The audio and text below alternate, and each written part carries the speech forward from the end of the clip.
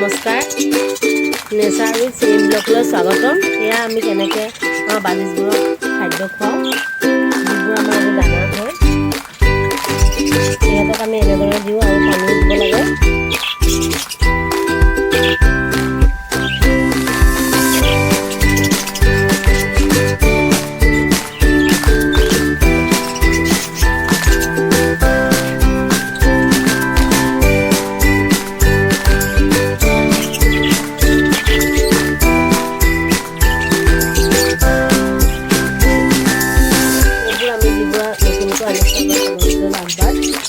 সিহঁতক আমি বৰ্তমান ইয়াতে ৰখা হৈছে, কাৰণ আমাৰ সিহঁতৰ কাৰণে কলনীত জেগা অলপ অভাৱ হৈছে।